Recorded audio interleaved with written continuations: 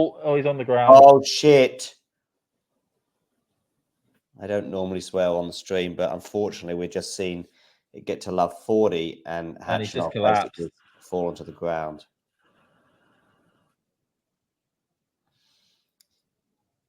He won't want to retire as well. He'll want to No, play. he won't at love 40, I don't think. But I wonder if he thought about it at 3-4. When he got broken at 3-4, I wonder if he thought about retiring in terms of where he's at.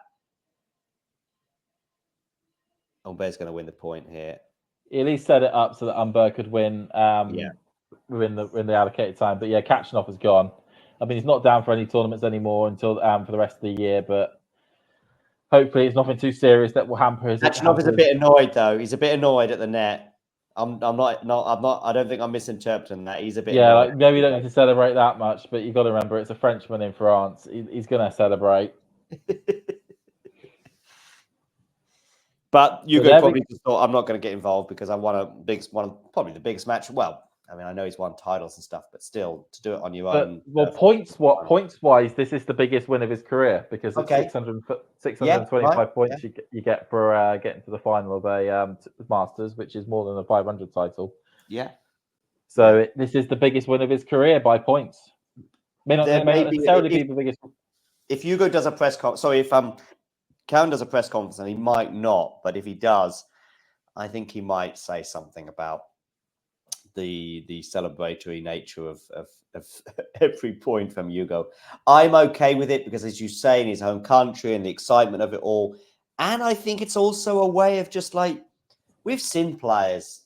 Okay, not obviously as bad as Khachanov was. We probably still didn't quite realize just how bad it was until he fell at love 30 in that last game. But we've seen players that are injured and somehow the injury sort of wears off, especially if it is cramp or something like that.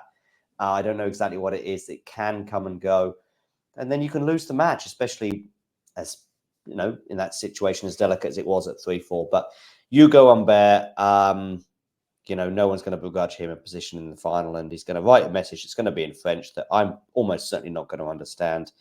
No, I'm not even going to try and. Maison is home, or so to be at home. I'm guessing that's something like obviously. No, well, second, Maison Merci. My second home, maybe. Yeah, my second home. Thank you. Yeah, so I think he's from. He's not. Metz. He's from Metz, yeah, because he won a title in his hometown. Yeah. Yeah, he's from Metz. But Metz is not too far from Paris as well, so it's okay. Just so a quick look at some of the stats here. Khachanov 37 unforced errors compared to the 41 of Humbert. Normally Khachanov is a bit more solid than that, albeit was over 3 sets.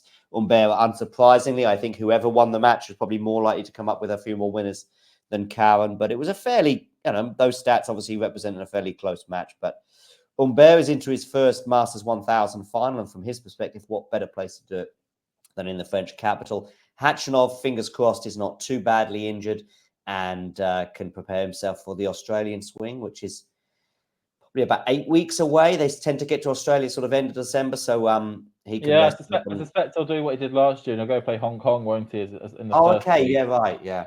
But yeah, that's now the main thing for him. It's for him to take a couple of weeks off, rest up, and then start getting ready for Australia. It does just go to show that how difficult it is physically. These.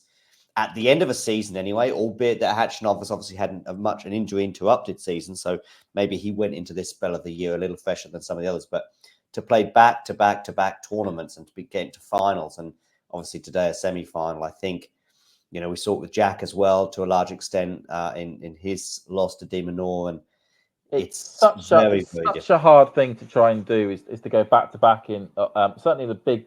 it's not as though it's a couple of 250s he's gone back-to-back in where you can get a few easy couple of rounds. You can get done in an hour. It's, he's gone back-to-back at a 250, a 500, then and then, semi-final with 1,000. I mean, your legs must be absolutely burning or about to fall off by that stage. I mean, that's a huge amount of high-intensity tennis that you're going to be playing over a short period of time.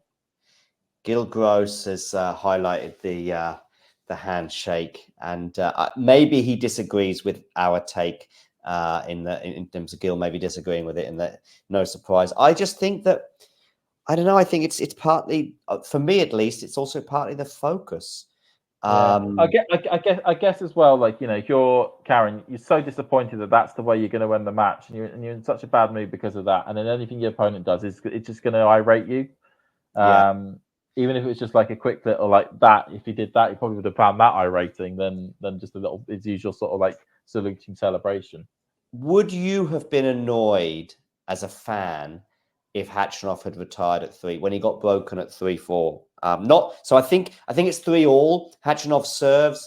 Khachanov gets broken. It goes to 4-3, and maybe Khachanov is thinking, I could do myself more damage by continuing. If I was French, no. As a non-French person, and I was in that stands, I would be a little bit annoyed. Yeah. Okay. Because you've got because if he's thinking, listen, I know it's only 2 games, but he may have done it. Listen, if it's cramp, you're probably not going to do yourself much more damage. But if it's something else, even if it's a muscle twinge or a little bit more a pull, then you might suddenly make an injury go from 2 weeks to 6 weeks, for example. Yeah, I mean, I don't think you'd be annoyed. I mean, unless it's, I mean, the most annoying type of retirement is when a player does it when they're match point down. Yeah. That I think of a time, what was it? It was Stremska did that against Raducanu one time a couple of years ago, and that was annoying. That was then me being annoyed at the player for doing that. I think in a situation where if there was, I think you're more annoyed for the occasion if the retirement took place then than necessarily being annoyed at the player that retired. Because you want the occasion to be fulfilled, you don't necessarily want the player to, get injured. Yeah, I wouldn't have a problem with it personally. I just think that yes, it is a bit frustrating, and there'll be listen. We know that players do it, and they do it when the opponent is serving for the match, or even worse, as you say, on match point. But I think in the case of Karen there, I think it was good of him to see out the match, and maybe that's why he's also a little bit annoyed at Ugo at the net. But listen, James, wonderful. Thank you for seeing this through from start to finish. Obviously, you and Tom were there at the beginning. You filled in certainly on your own in terms of the middle part of the match, and I got some of the glory at the end. But the glory definitely. Go on. You were the new balls to see off the end of the match from the weary old ones that I think me and Tom became. Indeed. But all the glory obviously going today to Ugo Humbert and obviously Alexander Zverev, who won the first semi-final. They will be in action tomorrow on the channel, by the way. I know we're going to be covering, I think, one or even both of the WTA finals matches that are taking place tomorrow. I'm not sure about Paris Bercy. There's so many matches overlapping. In fact, today, as you may well have been aware, James, that you were starting a stream, and then half an hour later, there was another one.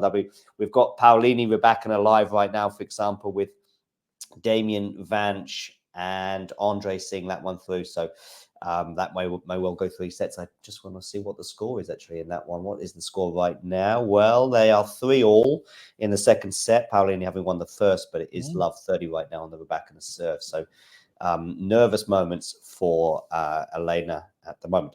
But yeah, big thanks for you, James, and we'll be catching up again soon. Cool. Speak to you soon, John. Speak to everyone else later on. And to everybody else, you know the drill. If you enjoyed this video, make sure you hit that like button.